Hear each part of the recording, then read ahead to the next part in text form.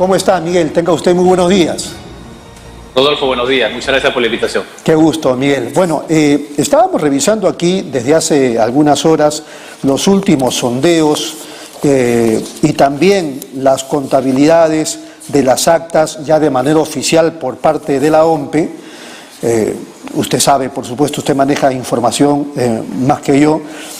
Al 11% anoche ya sabemos cuáles eran los resultados.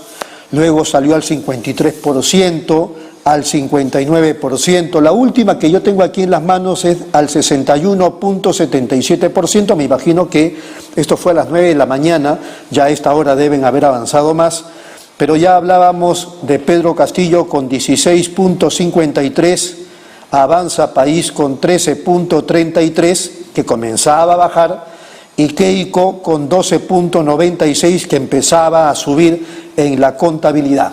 ¿Qué le sugiere este contexto que estamos viviendo, esta decisión digamos, de las mayorías peruanas para decidir quién va a asumir la jefatura del Estado o a quién lleva en principio a una segunda vuelta, Miguel? Bueno, como complemento a lo que acabas de decir, ciertamente que todo lo parece indicar que la segunda vuelta va a ser entre el señor Pedro Castillo y Keiko Fujimori.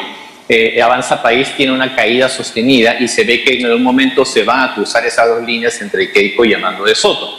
En el escenario que tengamos segunda vuelta entre el señor Castillo y Keiko Fujimori, se viene una campaña hacia la segunda vuelta bastante compleja porque ambos candidatos tienen una serie de puntos en contra, de pesos muertos, de mochilas muy pesadas que van a tener que de alguna manera combatir para lograr esta mayoría que los lleve a la presidencia de la República. En el caso de Keiko Fujimori no hay mucho que hablar porque ella tiene un pasado que arrastra desde hace muchos años, ya 2 veces candidata a la presidencia, 2 veces quedando en segunda vuelta y perdiéndola. Pero si vamos a su pasado reciente, recordemos que tiene investigaciones pendientes, hasta casi acusaciones en la Fiscalía de la Nación, y también ha estado presa 2 veces. Por lo tanto, hay una cantidad de situaciones recientes que la juega en contra. Si ella ha llegado a la segunda vuelta, ha sido por la fragmentación de la derecha peruana. Si no hubiese estado un Hernando de Soto, un López Aliaga o inclusive un Johnny Lescano, quizás ese porcentaje de 13% no hubiese figurado, hubiese estado mucho menor.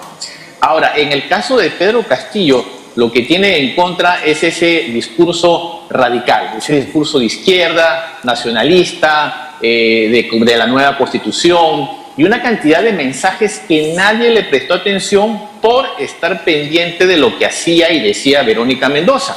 Entonces, todo se concentró contra Verónica Mendoza en que ella era la chavista, la madurista y todas las cosas, y no vieron venir o no se vio venir a Pedro Castillo, que él tenía un discurso más radical que el de Verónica Mendoza, pero que además estaba mucho más conectado con las poblaciones de los Andes peruanos. Se ha hablado mucho ayer, muchos analistas y muchas personas hablaban del Perú profundo. Yo estoy esperando que alguien me defina qué es el Perú profundo. En realidad yo creo que es el Perú olvidado, es el Perú olvidado de gente que estaba pendiente de la votación, pero que no mostraba su decisión hasta el último momento. Y ayer domingo fue como que la cachetada, reacciona. Este es el voto de las personas que nos están prestando atención, por lo menos en la campaña, y que queremos que esté en la segunda vuelta. Ese es el resultado quizás de un análisis muy limeño, de un análisis que siempre se fija en lo que está a nuestra vista y hemos perdido de la vista, valga la redundancia, lo que viene pasando en otras partes del país. Bueno, en ese contexto, digamos, en el aspecto económico, algunos decían, lo leía en el Twitter, estamos frente a 2 grupos conservadores, ¿no? Uno señalado en el aspecto económico, digo, como el corrupto y el otro como el mercantilista, o los dos con un poco de eso, corruptos y mercantilistas. Bueno, en realidad los dos tienen como gran principal discurso de campaña el tema de la Constitución. Por el lado de Keiko Fujimori, siempre ha defendido la Constitución del 93, la que se hizo en el periodo de su padre, y ha dicho que esa Constitución es la que ha permitido el desarrollo y el crecimiento económico del Perú en todos estos 20, 25 años. Lo cual, por supuesto, es un crecimiento económico entre comillas, para las cifras macro, pero a nivel interno hemos visto que en realidad no ha sido así. Y por el lado de Pedro Castillo, también la Constitución es su gran bandera de campaña, pero para cambiar la Constitución, para reformar la Constitución y cambiar precisamente lo que tú dices, el modelo económico. Porque es un modelo económico que no ha funcionado, es un modelo económico que no ha servido, sobre todo para esa parte del Perú que no es Lima. Castillo ha llegado a decir incluso que si el Congreso se opone a una nueva Constitución, lo va a disolver. Sí, y yo creo que eso es parte precisamente de la ausencia de un equipo que lo rodee. No tenemos idea, ahora es que recién comenzamos a ver a Pedro Castillo, no tenemos idea de quiénes lo acompañan, quiénes son su equipo de plan de gobierno, quiénes son sus asesores de campaña también, porque ahora va a tener que rodearse de gente que lo ayude, que lo apoye de una manera más profesional para llegar a la segunda vuelta. Hay quienes aseguran que su principal asesor, no sé si eso será verdad, es Vladimir Cerrón, que ha sido condenado por corrupción. Que ese es uno de los pesos muertos políticos que él tiene. Vladimir Cerrón es el que maneja el partido y por supuesto él también tiene un discurso radical de apoyo a Maduro expreso. Por supuesto que eso le va a jugar muchísimo en contra de la campaña. Por lo tanto, aquí hay que ver precisamente cómo comienzan a moderarse los discursos. Ayer yo escuché a la candidata a la vicepresidencia de Castillo mencionar lo que tú acabas de decir, ¿no? Que si el Congreso se opone, lo disolvemos.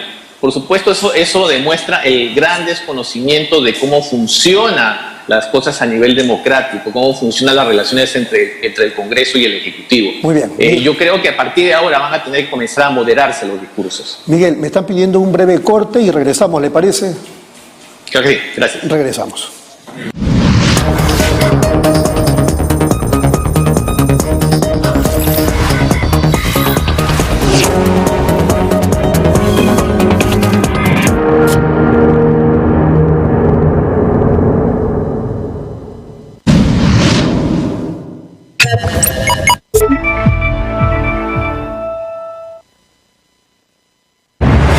Nueva app de Derrama Magisterial.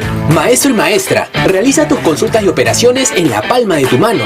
Con el nuevo app Derrama Magisterial podrás realizar tus operaciones en todo momento y desde cualquier lugar. Solicita un crédito, consulta el estado de tu cuenta individual, accede al estado de tus créditos, actualiza tus datos, accede al servicio de asesoría legal gratuita. Ubica nuestras oficinas a nivel nacional. Descárgalo hoy mismo en tu Play Store. Derrama Magisterial, seguridad social para el maestro. ¿Buscas lo mejor para tu hogar? En Plaza Hogar podrás elegir, diseñar y plasmar todas tus ideas. Todo lo que soñaste está en Plaza Hogar. Diseños exclusivos y precios sin competencia. Cómprale al Perú. Ven a Plaza Hogar. La emoción de encontrar lo mejor para tu hogar. Avenida Angamos, 1551 Surquillo. Somos la Funeraria Benavides con 55 años de experiencia. Tenemos el personal capacitado para acompañar a la familia en un momento de dolor. Y ahora contamos con un plan accesible. Con 30 soles mensual aseguramos a 7 personas sin límite de edad. Somos la Funeraria Benavides, la más humana y solidaria. A su servicio. Informes 946-351-268 y 994-980-337.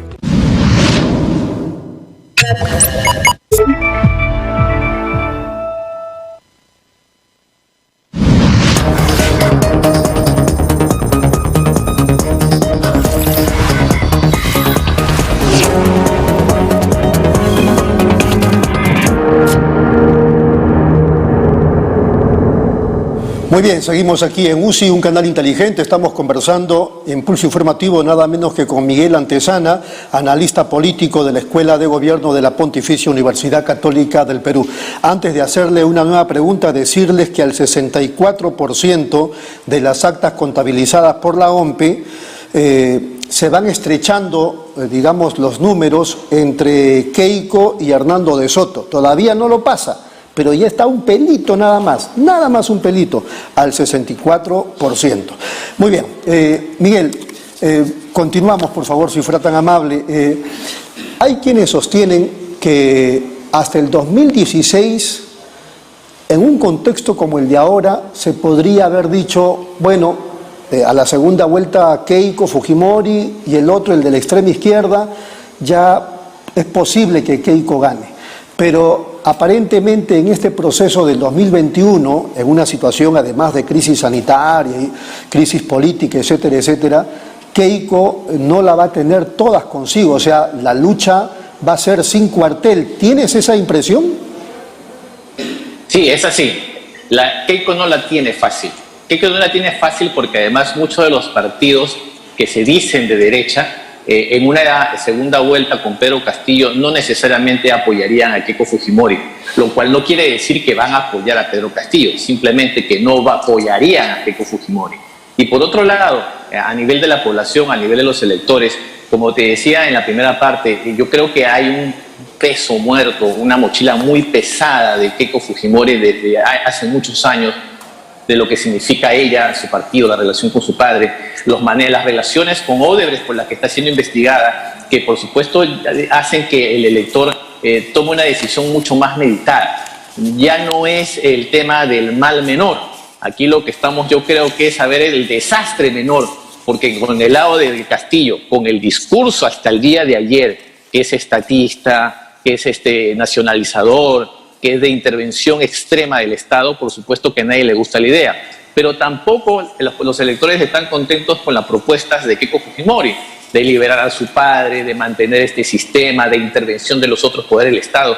Recordemos cómo llegamos a la crisis de 2021, y es en gran parte por la intervención de su partido y también por la actitud de ella desde que perdió las elecciones de 2016. Entonces la tiene bastante difícil. Y el nivel de credibilidad y confianza de Keiko es muy bajo. Si ella está obteniendo aproximadamente un 15% en esta elección, recordemos también que tiene un 85% de rechazo. Ahí está el 100%. Entonces, que de ese 85% de rechazo se muden hacia ella para una elección, lo veo bastante complicado. Correcto. Ahora, estaba revisando la boca de urna a nivel de regiones. Y yo no sé si Ollanta Humala, que finalmente en la segunda vuelta pierde con Alan García, había alcanzado estos porcentajes. Por ejemplo, en Apurímac, Castillo tiene 50.3 y el segundo lugar está 9.7, o sea, arrasó con todo. Huancavelica, 50.6, el segundo lugar 15.9. Luego Ayacucho, 45.3, el segundo lugar 12.7, Huánuco 30.6, segundo lugar 10.8. ¿Qué le parece esa contundencia en algunas regiones? Es lo que veníamos diciendo, ¿no? Es la mirada estrictamente limeña de no tener en cuenta lo que está pasando en el interior. Y en el interior no solamente ganó Castillo, en el interior, en algunas zonas, como tú mencionas, arrasó Castillo. Entonces, en esas zonas es muy improbable que se voltee la tortilla. Claro. Ese 50%, ese 40%, inclusive ese 30% que tienen algunas regiones se va a mantener con Castillo. Por eso iba mi pregunta. ¿Lo mismo pasó con Ollanta, que después pierde con Alan García? No, en el caso de Alan García yo creo que es distinto, porque además hablemos aquí del candidato.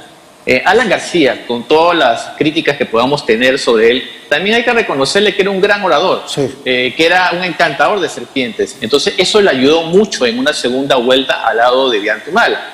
Además, recordemos también que en ese momento Humala, en la primera campaña, era pues el Chávez, el chavista. Claro, como Castillo. Entonces, claro, ahora no. Entonces por eso decía que ante esa experiencia, yo supongo que si comienza a desarrollar una estrategia ya en el lado de la comunicación electoral, una estrategia distinta, él va a tener que refinar el discurso, va a tener que quitarse un poco lo rojo, va a tener que moderar su discurso, manteniéndose por supuesto en el lado de la izquierda, pero no tiene que quedarse en el lado radical.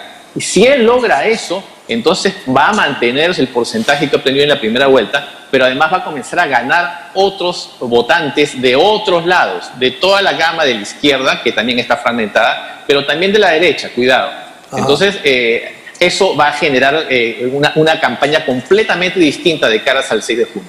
Lo mismo escuché anoche en la televisión, hablando de que Castillo para la segunda vuelta va a tener que moderarse. Pero en las redes sociales algunos decían Castillo no debe cometer el error de moderarse, debe continuar siendo contestatario, porque la gente que no lo conocía ya lo está conociendo más y lo quieren distinto a los otros o distinto a Keiko. Yo respondería con una frase bastante trillada. Perú no es Lima, pero además ahora Lima no son las redes sociales.